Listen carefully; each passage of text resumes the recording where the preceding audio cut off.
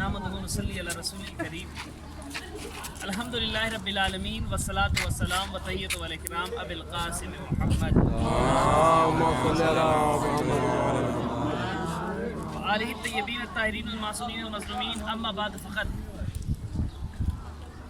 क़ाल अल मासूम अलैहिस्सलाम उत्लुबुल इल्म मिनल महद इलल लहद। मासूम का फरमान है कि इल्म हासिल करो माँ की आगोश से लेकर के कब्र की आगोश तक। किसी भी मज़हब व मसलक में ये नहीं है कि इल्म पार्ट हो मज़हब का, लेकिन एक वाहिद मुस्लिम कौम है कि जिसके यहाँ वाजिब है इल्म, पढ़ना पढ़ाना वाजिब है।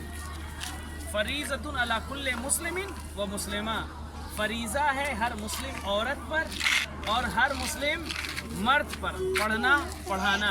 अब ज़रा सोचिए, जहाँ पर चीज़ ही फ़र्ज़ हो वहीं पर जाहिल पाए जाएं तो ये हम पर तुफ़ है। यानी कि सिर्फ हम नाम का रसूल अल्लाह पुकारते हैं, उनके कहे हुए पर अमल नहीं करते। अब अजीज़ों, चुके और जहाँ पर इल्म ही इल्म सारी शय हो, जहाँ पर रसूल का ये कौल कि क्या इल्म हासिल करो, उत्लुबुल इल्म मिनल महद इलल लहद, इल्म हासिल करो माँ की आगोश से लेकर के कब्र की आगोश तक, जहाँ पर ये फरमान हो रसूल का कि इल्म फ़रीज़तुन अला कुल्ले मुस्लिमिन व मुस्लिमा, जहाँ पर ये बात हो रसूल की कि अना मदीनतुल इल्म वालियुन बाबुहा, मैं शहर इल्म हो, अली उसका दरवाज़ा है। जहाँ पर फजीलत ही इल्म की अपने से मंसूब हो और लोगों को पढ़ने पढ़ाने का जो है वो कहा जाए, वहाँ पर कैसे ये सारी चीज़ें मुमकिन कि हम जो हैं इस वक्त इस्लाम में जाहिल नुमा बने हुए हैं। देखें, आज हम वेस्टर्न कल्चर को तो अपनाते हैं लेकिन अपने ऐश व आराम के लिए, लेकिन इल्म हासिल करने के लिए नहीं। आज वहाँ देखिए जहाँ पर इल्म की कोई अहमियत नहीं है, लेकिन आज इल्म दुनिया ही सही लेकिन इल्म के मामले में, एजुकेशन के मामले में आगे हैं। तो ज़रूरी ये है कि हम पढ़ें भी, पढ़ाएं भी, आगे अपने आप को बढ़ाएं। ये सारी चीज़ें जितने भी आप मकामात पर आते हैं ये इल्म ही से मरबूत है, इल्म ही से हैं। क्यों? क्योंकि तारीख़ भी एक इल्म है और उन तमाम चीज़ों से आगाह करना भी एक इल्म है कि जब सिफ़ीन से वापस आ रहे थे, जा रहे थे, तो इतने में क्या हुआ कि उनका मौला का लश्कर था साथ में। इतने में वापस जब हो रहे थे तो होते होते वक्त ज़ोहर होने लगा। एक सहाबी मौला का आ गया, आकर के कहता है मौला प्यास शिद्दत के सबको लगी हुई है, यहाँ तक के बास को वज़ू भी करना है, बास को जो है वो जिसको कहा जाए कि अपने हाजात के लिए भी पानी की तलाश है। मौला पानी की सबील करें। जैसे ही करना था पानी की सबील, तो इतने में मौला ने कहा ढूंढो। कहा हम लोगों ने जब तलाश कर लिया तो उसके बाद आपके पास आए हैं ताकि आप पानी की सबील करें। तो मौला ने कहा कि एक काम करो, इशारा किया कि उधर एक गड्ढा है या मिट्टी है, उसको हटाओगे तो वहाँ से चश्मा उबलेगा। अलगरस उन लोगों ने जैसे ही मौला का इशारा उस मकाम पर हुआ, ये वहीं पर क्या किया कि गड्ढा किया, और वहाँ पर जैसे ही गड्ढा किया तो वहाँ पर क्या था, एक सखरा कहते हैं पत्थर को, तो वो पत्थर था। उस पत्थर को लाख कोशिश की हटाने की, लेकिन अपनी जगह से न हिला न हटा। जब ऐसा हुआ तो अब उसके बाद मौलाए मुत्तक़ियान हल्लाले मुश्किलात फलक जनाब अबू तुराब अली इब्न अबी तालिब वो जैसे ही चले, अब चलने के बाद अब कदम थे मौला के, तुराब थी, अबू तुराब के कदम पढ़ते जा रहे थे, यहाँ तक के वो हाथ जो यदुल्लाह था, इतने में दस्ते अली बढ़ा। जैसे ही बढ़ना था वो पत्थर जो कई लोगों से हट न रहा था, मौलाए मुत्तक़ियान ने जैसे ही हटाया वहाँ से चश्मा उबला।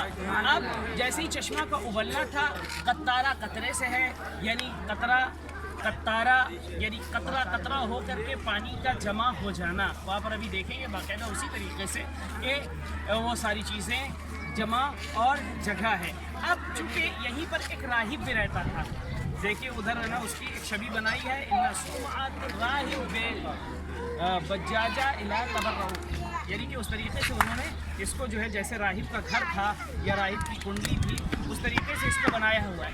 تو اس نے چونکہ اپنی کتاب میں پڑھا ہوا تھا کہ ایک کوئی شخص آئے گا جو آ کر کے اس سنگلاخ وادی میں جو ہے وادی غیر ذی زرع میں جو ہے وہ پانی کا چشمہ ابالے گا یا چشمہ کرے گا، لہٰذا وہ کوئی اور نہیں بلکہ بہت ہی پہنچی ہوئی شخصیت ہوگا کہ جس کے ہاتھ پر جو ہے وہ بیعت کرنا لازم و ملزوم ہوگا۔ اس طریقے سے وہ اس سارے معاملے کو اور اس چیز کو دیکھ رہا تھا۔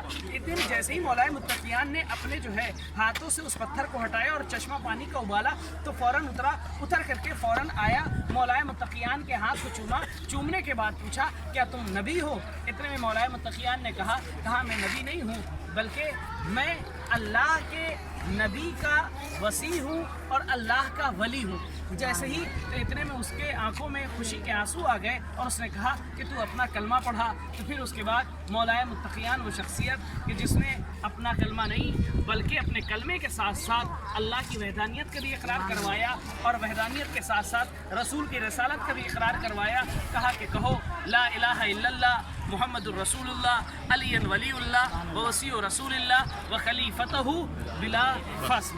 عزیزو، یہی مقام کہ جہاں پر آپ ابھی زیارت کریں گے کہ جہاں پر چشمہ کہ وہ پانی جو قطرہ نما اس مقام پر جمع۔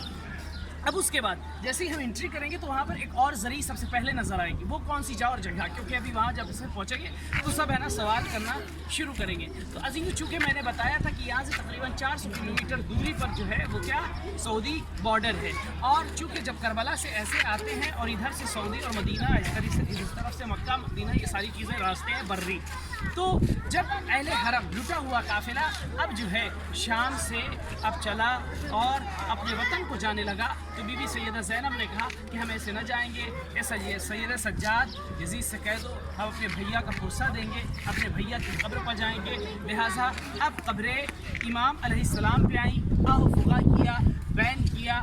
اب اس کے بعد جب چلی ہیں تو چونکہ یہ وجہ اور جگہ اس وقت سرائے خانہ ہوتی تھی کہ جو راستے یا جو قافلے چلتے تھے وہاں کے لیے تو اب تھک جاتے تھے تو یہاں پر آرام کرتے تھے، تو وہ لٹا ہوا قافلہ اس مقام پر رک کر کے عجب نہیں سیدہ زینب نے اس مقام کو دیکھ کر کے اپنے آنکھوں میں اشک لا کر کے کہا ہو بابا سب کے لیے پانی کی سبیلیں کی تھی، آپ ہی کے بیٹے کے گھر والے بھوکے اور پیاسے یہی کچھ دوری پر کربل کے بن میں شہید کر دیے گئے۔